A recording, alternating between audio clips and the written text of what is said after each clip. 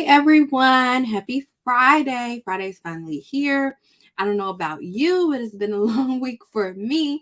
So I'm excited just to be able to get some rest and relaxation. But before we do that, I want to talk to you guys about the three elements of a magnetic nonprofit brand.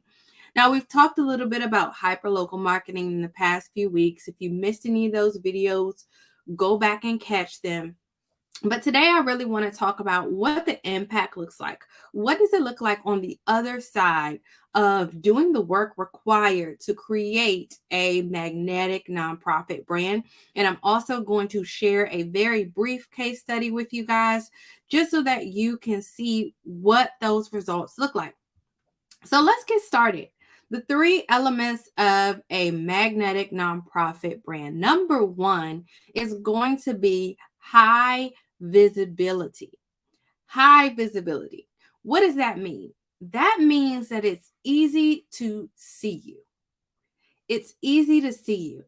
If someone is searching online, if they're asking a friend, that it's easy for someone to think of you, that it's easy for someone to bring your name into conversation because it's clear what you do and you've let people know that consistently, time in and time out. People know that when it comes to you, hey, this is the person that I can reach out to. This is the person that I can call. And that's going to be really important because to become a magnetic nonprofit brand, you really have to attract, right? And in order to attract, people have to be able to know enough to send someone your way. So we want to have high visibility. The next piece is community awareness, because although you may have high visibility, it's important that the people in the community know who you are and what you do. Why is that important? Because it's going to open the door for opportunities. It's going to open the door for partnerships. It's going to open the door for joint lives. It's going to open the door for a lot of things. So, as you start to develop that high visibility, you also want to develop community awareness. And this often happens through one-to-one relationship. It doesn't necessarily always happen by posting on social media. And so, on one level, you're posting on social media for high visibility, but on another level, you're developing community awareness through one-to-one relationships. And if you don't have that piece, you may have high visibility but low impact. And that's what happens a lot of times when people simply try to use just social media. And we talked about that last week on our video, is social media overrated? So you've got your high visibility, you've got your community awareness, and the next piece of this, which I believe is the most essential piece, is partnerships. You've got to develop partnerships. The reality is that any brand you see that's a big brand eventually had to partner with someone else, because a lot of times your clients are using a multitude of services. So it's about really knowing your clients, really understanding their needs, and then being able to be positioned alongside with other partners so that you can receive referrals, so that people know about you, and that so you can do joint programming efforts. That's going to save on your operating costs. That's going to save on trying to find the people to bring to your programming. And it's also going to help you build better relationships in your space, which is essential. And so, what I want to do is I just want to share what this looks like in real life. All right. So, this is just on LinkedIn. Okay. This is just LinkedIn. And so, specifically, this is with a membership association targeting business owners and politicians, right? And so, LinkedIn is the obvious choice. You definitely want to be on LinkedIn if this is what you're trying to do. Oftentimes, when you come in, we study the demographics. So, we really want to make sure that you know who your actual audience is. It might not be your clients on LinkedIn. And so you want to change your messaging and adjust so that you're focused on that. And Melanie, I agree 100%. Partnerships are super important, super important. And this organization conducted a lot of events and activations through partnerships and especially through their committees. And so our goal was to increase brand awareness and membership. And so when we focus on their membership drive, what we did was we focused on the different committees that existed. That means that we're able to speak not only to people who will be interested in membership, but people who will be interested in a committee. So we really tapped into their interests. And that may be on an emotional level, that may be on a career driven level. And so we're tapping into different needs and motivations that people have. And so we leveraged a few different things. We leveraged newsworthy information. We leveraged members that were popular, who already had those community relationships. And then we also reposted and repurposed popular content that they had in the past, along with testing new types of content. And so this is a full wraparound strategy. This isn't something you just wake up and decide to do. This is data informed, and that's always where we start. So here are the results, right?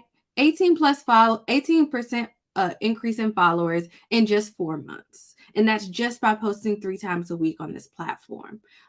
Almost 300% increase in impressions and reach. So that's almost 3 times the amount of people when compared to the previous 4 months.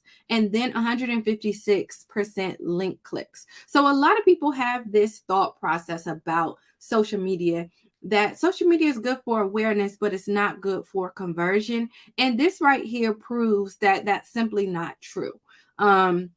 It's all about the type of content you create, and it's also all about how you position that content consecutively. And what I mean by that is there is a build-up process that happens as you're posting content on LinkedIn or any other platform. And so if you come out on day one asking people to do something before you give them anything, that's going to be problematic and people aren't going to respond well to that. And so what we do is over time, we really build up people's ability and interest to interact with the brand. And then when we actually want them to do something, we ask them to do something and they're much more likely to do it. And I also want to remind you guys, when it comes to LinkedIn specifically, people tend to look and not react. Why is that? Because LinkedIn tells all your business. And so sometimes people don't want other people to know what they're clicking, what they're commenting on, what they're liking, what they're looking at. And so a lot of times on LinkedIn, you really want to judge it by your impressions and reach. The comments and things do come as time comes along, but the most important thing is your impressions and reach and your link clicks. Oftentimes, I would say 9.5 times out of 10, my clients are seeing link clicks when they never saw a like or a comment. And so keep that in mind.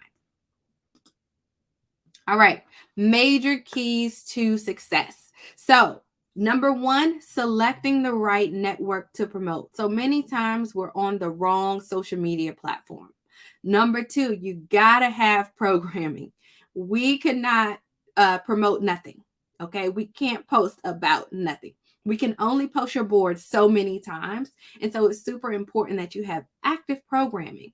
The next piece is leveraging engaged members. This could be clients. This could be team members who really have a strong following or just have a strong knack for speaking to people. We want to leverage them. And then client willingness and speed to update their site, fix errors, and be open to feedback. There are so many times when I catch a typo or something on a client's site. Okay, this may seem small, but remember, branding is all about trust, and small errors can erode trust. And so the moment that we see an error or the moment that we suggest a fix to you, it's for your own benefit. Because if you delay, then you won't see the results. And then obviously the last major key is just bringing us on board to develop a custom strategy and get the results that they sought after. All right. So this is what it looks like to have a magnetic nonprofit brand. This is exactly what it looks like. And don't be afraid to ask for help, because so many times people feel like they have to brush their teeth before they go to the dentist. Right? They feel like they have to start working out. Oh, my physicals this week, let me start eating right. It doesn't quite work that way. We're here to be a support function for you and get you ready. You don't have to get ready before you work with us. That is what our onboarding process is for. So I hope this was helpful. I hope you're going to take some of these elements back to your team and think over them over the weekend. Go ahead and craft that email up, pop it into your drafts, or even schedule it to send later. It's one of my favorite things to do if I don't feel like dealing with the responses. Let's send this out on Monday at 2 p.m. Everyone should be kind of calm by then, right? So I really hope that you are taking this into account, that you're not afraid to ask for help, that you're ready to create your magnetic nonprofit brand. And if you are, there is a needs assessment below to tell you exactly where you need to do the work. And then there's also another link that you can click to just get direct access to me. You say, you know what, Gabby, I've heard enough. Let me just click this link and let me start this process to really developing this magnetic nonprofit brand. So I hope you guys have a great week. I wanted to get on here early. I know it's Friday. I know we're all ready to log off and just relax for the weekend. So I wish you a relaxing weekend. I wish you an exciting weekend. I hope you can throw some fun and some laughter in there. And I will see you guys next week. Bye-bye.